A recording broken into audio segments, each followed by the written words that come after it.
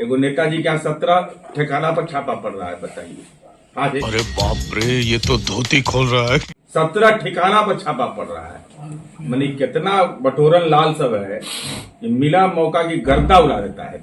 और जो पहले का चंपारण, हर लोग अपने घर के अगल बगल देख लीजिए, विकास दिखाई पड़ जाएगा। हमारा सीधा सवाल है भ्रष्टाचार के राजकुमार से, एक ही ब्रांड ही कितना दिन चलेगा भाई? लालू ब्रांड 15 साल लालू जी। अरे बाप रे, ये तो धोती खोल रहा है। 15 साल के बाद आ गई तेजस्वी यादव, इनके राजनीतिक ब्रांड चलेगा।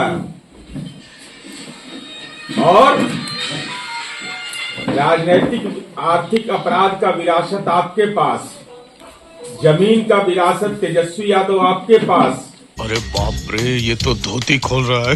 भ्रष्टाचार का विरासत आपके पास। हम यह जानना चाहते हैं आपसे, आप चंपारण की धरती पर आ रहे हैं।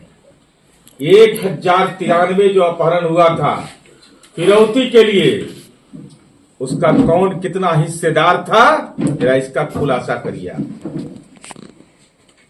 फिरौती के लिए अपहरण हुआ था, अभी लोगों ने दिखाया 1093, तो कौन कितना शेयरदार थे?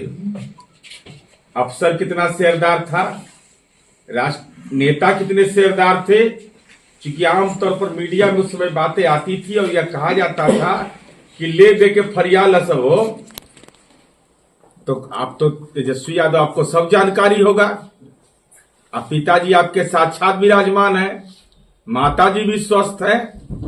तो चंपारण की जनता को बताइए, 1093 जो फिरौती के लिए अपहरण हुआ था, उसमें कितने पैसे की आर्थिक उगाही की गई? अगर उगाही की गई तो कौन कौन उसके हिस्सेदार थे, कौन मध्यस्थ थे? अगर आप नहीं बताइएगा तो हम तो बताने को तैयार बैठे, लेकिन पहले आप जुबान खोलिए कि इसके लिए कौन गुनाहगार है। इसके अलावा हम लोगों ने जो काम किया है, मेडिकल कॉलेज हो, इंफ्रास्ट्रक्चर के क्षेत्र में हो, और हम एनडीए के घटक दल के लोग हम हैं।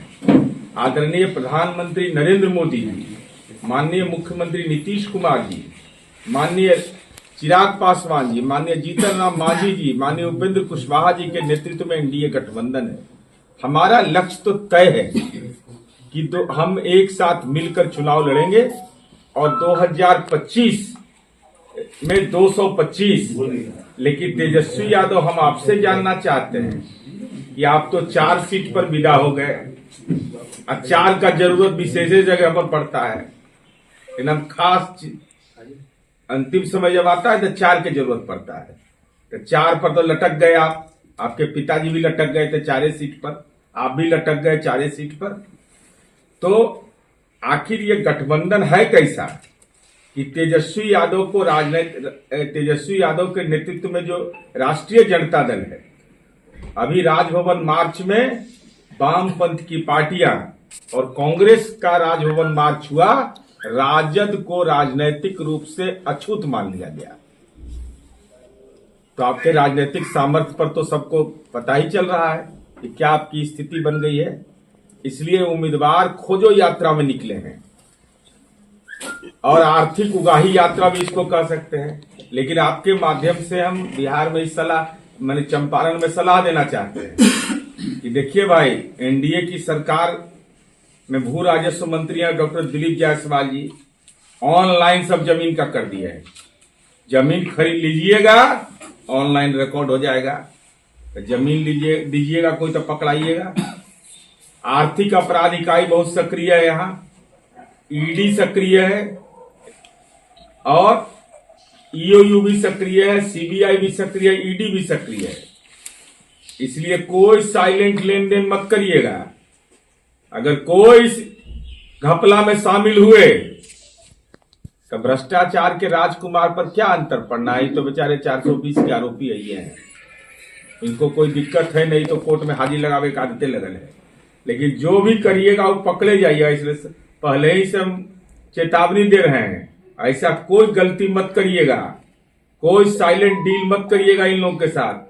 क्योंकि साइलेंट डील करिएगा और कल फंसिएगा तो मत कहिएगा कि हमको फंसा दिया गया है। जस करनी तस भोगई ताता वाला हाल होगा। अब बाकी विकास पर तो हमको कुछ कहना ही नहीं है। जिसको हमारा विकास दिखाई नहीं पड़ता है, ये बल्बा जलाता है घरवा में, ये हमरे न है, एनडीए का न है। पंखा नीतीश कुमार जी का दिया हुआ है ना, एनडीए सरकार का है ना। तो अपना तार नोच लीजिए और घर में ललटेन जला दीजिए, तब आपको समझ में आएगा कि बिहार का विकास क्या हुआ है।